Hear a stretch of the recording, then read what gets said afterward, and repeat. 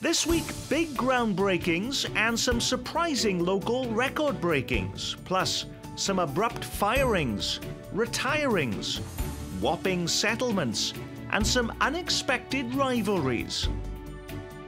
Hello, I'm Nick Haynes, and thanks for joining us again on the program that goes beyond the soundbite and takes you behind the headlines making news in Kansas City. Reviewing the news this week, KCTV5's chief investigative reporter Stacey Cameron, Kansas City Star nationally syndicated columnist Mary Sanchez, the executive editor of Ingram's magazine Jack Cashel, and Kansas City Star political reporter, columnist and blogger Dave Helling. Now, we begin this week at I-35 and Johnson Drive in Merriam, Kansas, where the world's largest furniture retailer, IKEA, breaks ground on its new 359,000 square feet store. It brings jobs, it will help attract new businesses and tourists, and you can't forget about IKEA bringing Swedish meatballs to the Midwest. This is fabulous. That video from the Kansas City Star, yes, that's Governor Sam Brownback. They're building on top of a shopping center that was built and never occupied, but Merriam still got the best deal in the end on this, didn't they, Jack Cashel? Yeah, I think so. It's a good place, and Kansas is doing an excellent job creating jobs. The metropolitan area is creating jobs. Kansas is creating about 6/7 of those jobs that they're creating, and it's a good place. It's very visible, and I think they'll do well. Can somebody refresh my memory for a moment, though, as to why it was that Merriam was ever chosen for this development? Why could it have not have been, you know, the site of the former Bannister Mall, for instance, or even the Great Mall of the Great Plains, or anywhere else in the metro? It seems like an odd site for some people. In some ways, it's right. You know, it's right there where there's a big population base. And it gets down to the demographics and the economics, I would assume. And part of the pitch is that when you build the IKEA, all these other stores will fill in around. It's kind of interesting, though, just in terms of the longevity of these whole projects. I mean, Bannister Mall was originally pitched as a regional draw, just as this IKEA store would be. And we all know that that ended up not happening and going very, very bad for South Kansas City. But there is a huge excitement for this store, Stacey Cameron. Well, because we've seen, and if you read a lot of the business reports dealing with the IKEA bump and seeing other businesses that come in, even furniture stores that you would think would compete with IKEA in places like Denver or in New Jersey and other areas where IKEA has developed, you've seen a bump in business around it. So there's also the great hope that some of these estimates of revenue that will bring into the city of Merriam, something like $600,000 the first year and a couple million to the state of Kansas, not to mention just the jobs. There is a lot of excitement, and if you look back to when I think it was Circuit City that was originally going to be the center for that development, and that fell through. That was about 3 years ago when I moved here. I don't think anyone would have thought this would be the end result. And actually, it's probably a great windfall for the city as well as the state. Jack. Yeah, and also, I think to Mary's point, the notion of reviving Bannister Mall in any meaningful way will be undone by the demographics of the neighborhoods around it forever. I mean, at least for the foreseeable future. We keep raising Bannister Mall and a soccer thing or this thing. It's not going to happen. Well, one of the interesting things we'll have to watch, I think, as the IKEA is built and begins to sell goods, is how much their effort will grow the market for furniture, or how much it steals, if you will, from, say, the Nebraska Furniture Mart in western Wyandotte County, and what effect that has on revenue, tax revenue, both to Merriam and to the entire county and the entire state. You know, what's called the substitution effect, Nick, is often ignored in this community. That we think, well, IKEA is going to build this brand new facility and it's going to generate all this new revenue. But in fact, that revenue may come from other places. Restaurants don't sell as many meals. Other furniture stores don't sell as much furniture. And the net effect is sometimes difficult to tease out. IKEA is unique enough in terms of what it sells that it might indeed grow the market. But if it doesn't, the net effect may be less than we expect it to be. Well, the reason why they anticipate that it's going to grow the market, because IKEA becomes kind of a destination place for shoppers. So the thought is there isn't an IKEA anywhere closer than, I believe, Denver, Dallas, and Chicago. So it's going to draw people from Omaha. It's going to draw people from St. Louis.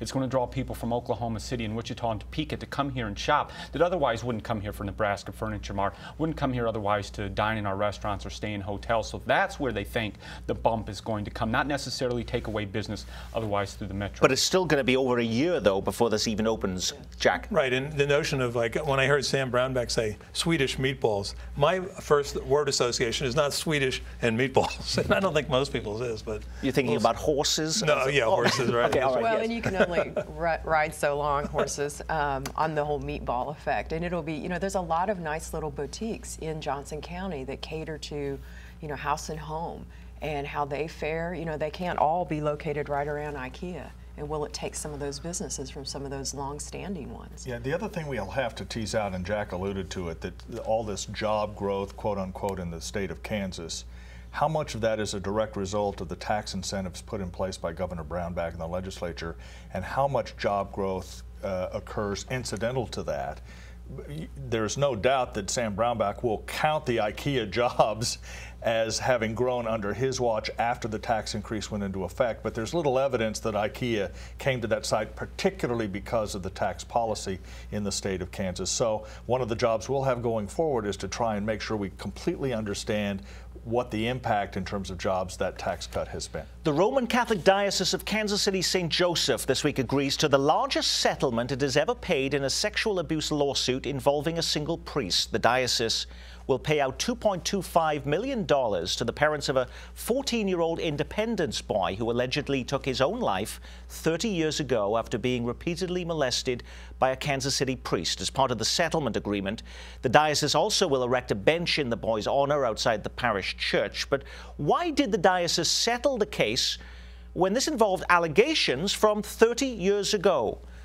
Stacey? Well, revelations of a suicide note and finally coming to light that it was probably sexual abuse that caused this young man's suicide. Typically, the wrongful death, I believe statute of limitations is 3 years, but plaintiffs were successfully arguing, Rebecca Randall's the attorney, that the family didn't know and shouldn't have known at that time that this was the cause of his death, why he committed suicide, the alleged abuse at the hands of a priest. So the judge let it go forward. And I think this is something that the diocese is going to have to be concerned with, because as we go forward, more victims feel empowered to come forward and make these claims and allegations. So this is something that's going to hang over the diocese's head, I think, for quite a few number of years. But 30 years ago that these allegations... Right, but here's what happened. Judy Thomas wrote a 4-part series just before Christmas. I think it was last year, year before. I read the first paragraph, said this didn't happen.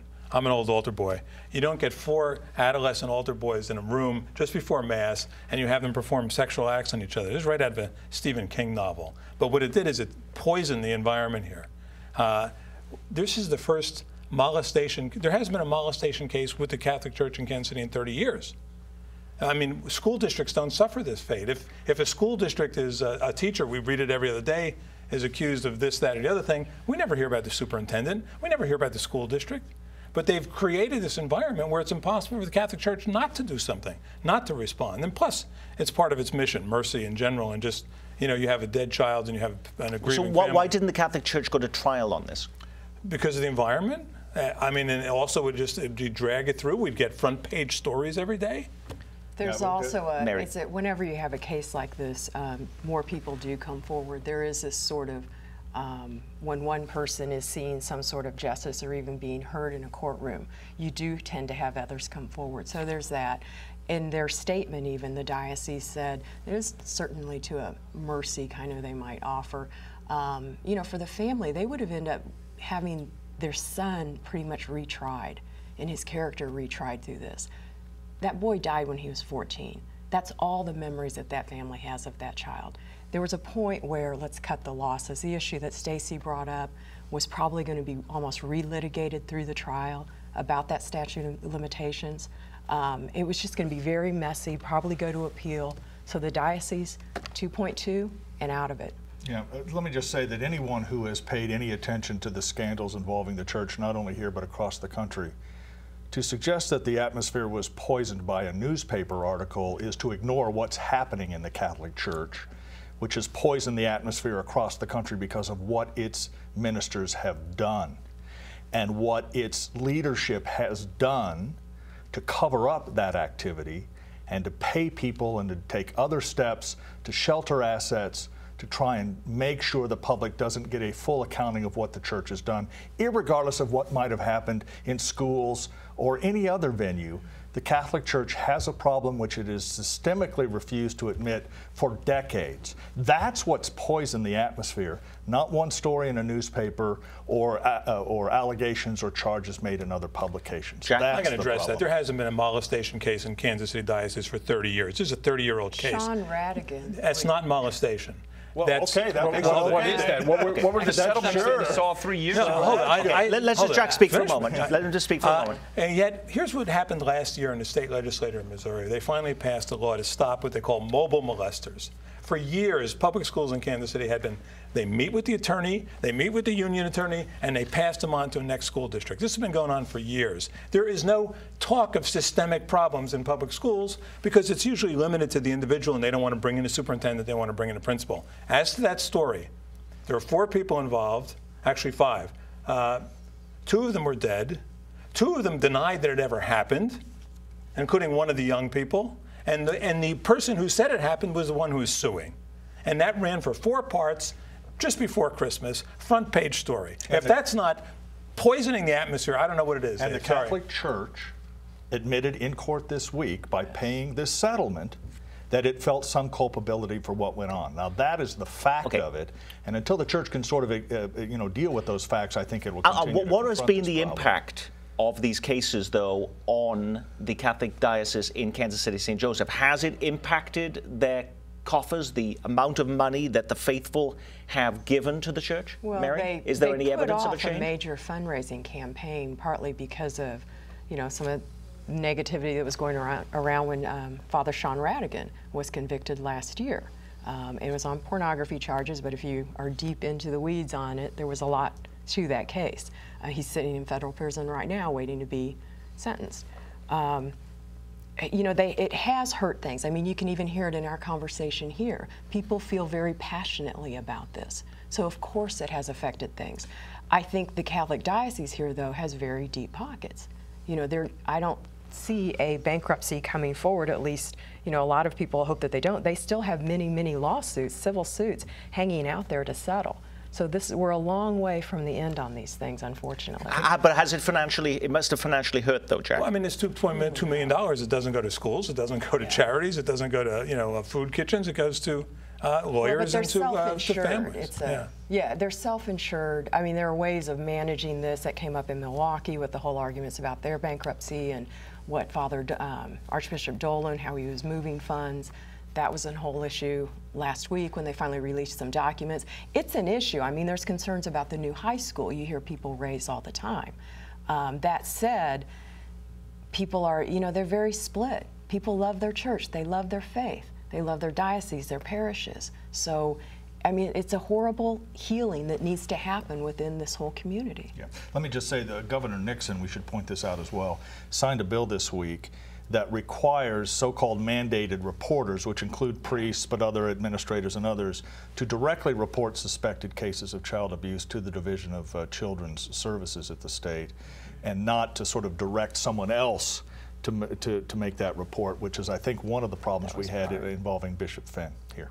Applications for permits to carry concealed weapons in Kansas is setting a record, Attorney General Derek Schmidt said. More than 25,000 applications for permits were filed with the state between July 1, 2012 and June 30th of this year. That's more than double last year's total, along with the increasing numbers of Kansans seeking concealed weapons. Starting last week, the state expanded the number of places where concealed guns are now permitted. This includes all state and municipal buildings which do not have armed guards or metal detectors. So what accounts for the massive rise in concealed permit holders in just 1 year? Well, I think you go back to the massacre in Connecticut and people concerned that in the aftermath of that, and we saw some push for federal gun restriction legislation as well as certain states, that people started to believe somehow, some way, the federal government was going to come in and infringe on their Second Amendment rights. So I better go get my gun, I better go get my permit now before the federal government comes in. And it's just as there were knee-jerk reactions to try to pass legislation to greater restrict gun ownership, this is a knee-jerk reaction by people running out in a state legislature to move in that direction. Is it as simple as that, Jack? No, it's actually half right. I mean, Sandy Hook is, I think, the origin of part of it, and that is right. And the fears were not illegitimate because there was, the the government would have pushed as far as they could get away with. But the second part of it is this, is people see that circumstance and they say, we don't want to be caught in a circumstance like this, unable to respond. And we see now, and I think another factor is the combination of video cameras everywhere and YouTube. So we used to read about incidents, now we see them. And we see people being beaten up, humiliated, do all these things every day. And on the internet, people don't want to be exposed to that, so they respond. Now, while Kansas was getting the headlines this week on the doubling of this, but we've seen in Jackson County, they've been expanding also the hours that they are making available for people to actually sign up to be able to get their applications as well. Well, there are rules about how fast you have to process those applications. You can't just leave the conceal and carry permit kind of hanging out there forever and someone waiting to be given that or not. But you know, the thing that's it'll be interesting is kind of more the long view of this and to see what sort of little blips these runs to get your gun, get your conceal and carry permit really play out long term. Because really gun ownership, people don't want to believe it because of all the conversation that we have currently, but gun ownership is down in the US. It's down. And what a lot of people think is that a lot of the people who have you know, who are pushing these things, maybe buying more guns, applying for a permit, already own a gun. So is it more people who already own guns just buying more, or are we really getting a lot of new gun owners? And we simply don't know right now. I think, Nick, one of the things you need to talk about with respect to this Kansas law is if people want to own guns and if they want to carry concealed guns, that's fine. But there's some irresponsible parts of this law. For example, there's no punishment anymore for taking a gun into a place where it is prohibited. You'll simply be asked to leave. So you're essentially breaking the law or breaking the rules, but there's no repercussion.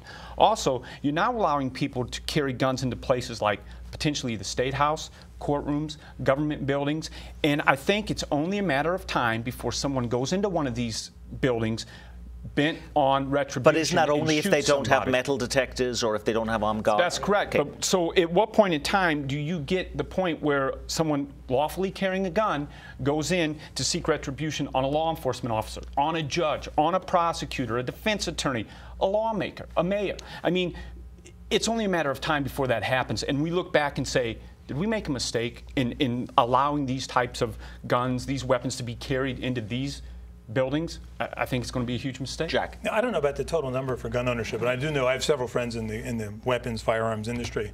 And if they had known 5 years ago how good Obama would have been for their business, they probably would have donated to him. It's been a bonanza for that industry. And because of people's, the fears are not unjustified by the moves. Every time there's a shooting, like at Sandy Hook or wherever, there's an instinctive response by the forces of government to restrict gun ownership. But they never do, Jack. So there's this worry, but it never happens. And in fact, the ownership rules only become more loose. And we saw it in Kansas, we saw it in Missouri. So there may be this fear that the government's going to do something, and they inevitably do. They make it easier to own a gun, and they make it more places where you can go and carry a gun, whether concealed. And the other thing that's true is that groups like the National Rifle Association and others exacerbate those fears whenever there's an incident like this. I mean, every time there's an incident, it does provoke more purchases, more concealed carry permits, which is why some critics suggest that, as Jack does, that the manufacturers are actually provoking this response so they can sell more weapons and make more money. I'm not sure I completely share that view because I don't think concealed carry permits, frankly, have had an effect one way or another. That makes it much more of a political issue than it does a safety issue. Okay, let's move on. We've got a lot of things to cover. Christopher Leach, he's the longtime head of the Kansas City Museum, but he was abruptly fired this week. The decision was made by the CEO of Union Station, which controls the museum, located at Corinthian Hall. In an email, George Guastello claimed it was a personnel decision, too sensitive to talk about for legal reasons. What could be the cause for such swift action, and why would it be too sensitive to talk about for legal reasons? Do we have any sense of that this week? No, I don't think we do, and it may become more clear as the reporting unfolds regarding this, Nick. I will say that the relation between Union Station and the Kansas City Museum is quite interesting. As you may know, Kansas City collects a museum tax. It's 2 cents, I think it's 2 cents per $100 of assessed value that is supposed to go to the Kansas City Museum. but it now goes in essence to Union Station, which then uses it on the Kansas City Museum, or says it does, although it's allowed to take some of that money off the top. Any suggestion that those two operations would split could theoretically threaten the revenue stream at Union Station, and that may be, I emphasize, may be involved in this dispute. Because there was some reports in the Northeast News, for instance, that there was an effort by the Museums Advisory Board, the Kansas City Museums Advisory Board, that they were looking to become independent. And if they did that, they would get all of that tax revenue, making it unavailable to Union Station, and that may be involved. I say, again, may, because I haven't talked to the principals, haven't reported it out at all, but people should understand that structure as this story. But it is interesting, you know, some people may find it odd. When you go to other cities, you have this, you would go to a museum that has chronicling of their history. You come to Kansas City, where would you go to actually get a chronicling of the history of Kansas City? The Kansas City Museum right now at Corinthian Hall is a shell of a building. It's been under renovation, closed for quite some time. Yeah, and we have too many museums, but none that really tell the whole story. You know, it'd be nice if we could consolidate a lot. We have a lot of museums in this area. I know we have another one on the agenda here, but... Because speaking of museums, you write, Birmingham, Alabama is stepping up to the plate with their own proposed Negro Leagues baseball museum. The city has already voted to allocate $400,000 for design work for the building and more than $4 million worth of Negro League artifacts. The museum would focus primarily on Birmingham's history in the league, but may also include more aspects about the league in general. Now, this has alarmed Kansas City officials. Is there really room for more than one Negro Leagues baseball museum, Mary? I don't think there will be two Negro Leagues museums. Not at the national level, not at what we have. Kansas City already is somewhat on third base on this, and that we're already up and running. Definitely, you know, finances have long been a problem for the Negro Leagues Museum here. So there is that huge fear, and it's very valid that some of the money that might come in from outside sources, national, might be sucked up by this new facility. But that said, I mean, we already have so much going on here. I think there's room for both, as long as they don't try and pitch each other as these competitive Now, this was entities. a front page story in the Kansas City Star this week, so you're not feeling threatened that Birmingham, Alabama will also open up a Negro Leagues baseball museum, Stacey? I would be. I don't think this museum's on third base. They may have been on second. They got thrown out going to third, and the reason is marketing.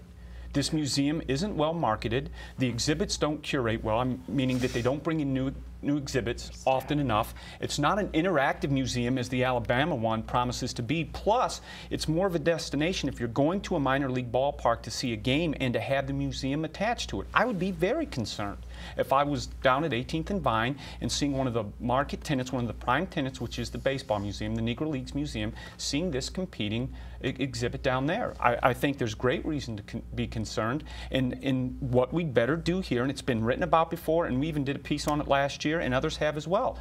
Poor marketing, poor management of that museum in terms of its marketing efforts. So you think they should be considered, Jack? Yeah, here, I had breakfast yesterday with my friends at the Steamboat Arabia Museum, and the subject came up, and they pointed out that they dug up their boat, put it together, opened up the museum for less than they spent at 18th and Vine on cost overruns, let alone the whole museum.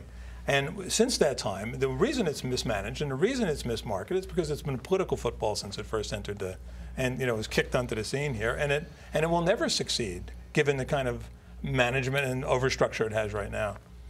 Dave? I think the original sin of both the Negro Leagues Museum and the Jazz Museum is that they spent a lot of money to build the structures but didn't really set up a good endowment to obtain artifacts to change the exhibits, as Stacey suggests. And one of the reasons the Birmingham project is moving forward is there's an artifact collector in Texas who has a very extensive Negro Leagues collection, and he wasn't satisfied with what they do in Kansas City, and so encouraged this other facility where he may put some of those artifacts. You know, I've said for a long time, Nick, that I think what Kansas City could really use is a museum authority with some overarching ability to manage the Negro Leagues Museum, the Jazz Museum, the World War I Museum, every public museum out there, the Kansas City Museum, Union Station, provide a regular revenue flow so that they could acquire artifacts and keep things going. The head of one of Kansas City's largest foundations is packing up the boxes and clearing up his office after almost a decade in charge. Steve Rawling is winding down as CEO of the Healthcare Foundation of Greater Kansas City, created in 2002 by the sale of the former Health Midwest hospitals to for-profit medical chain HCA. The foundation has given out more than $160 million in grants throughout the metro, with assets of more than $400 million. It is the metro's fourth largest foundation. I went to tell my dad, and I said, my dad is now deceased, and I said, Dad, I've got this new job. And he said, what does the foundation do? And I said, we give away money. And he, back then, people smoked, and he was smoking. He goes, is that all you're going to do is give away money? My God, what happened? How is that a job? Do they actually pay you to do that? An excerpt from my interview with Steve Rawling. You can see the whole interview on next week's The Local Show, Thursday night at 7. And you can expect an imminent announcement in the next few days of his successor. But we who live in the non-profit world, we get lots of funding from the Healthcare Foundation. But if you're not in the non-profit world, what is the role of foundations in this community? Quickly, Jack? Well, you know, we are foundation heavy and entrepreneur venture capital light, which is an interesting phenomenon. But they get very political, because people want to get money from them, and if you get on your board, we saw what happened to the Kauffman Foundation, for instance, and there is turnover for that reason. Yeah, you have to give away money. If you're in a foundation, you can't just sit on it. You've got to figure out at least some ways to spend it. The most criticism you hear is that Kansas City's foundations are not as aggressive as they might be. The good news to that is that they have enormous reserves for other projects in the years ahead. Alrighty, that is it for our Week in Review. Our thanks to our news reviewers. I'm Nick Haynes. From all of us here at KCPT, thanks for spending part of your weekend with us.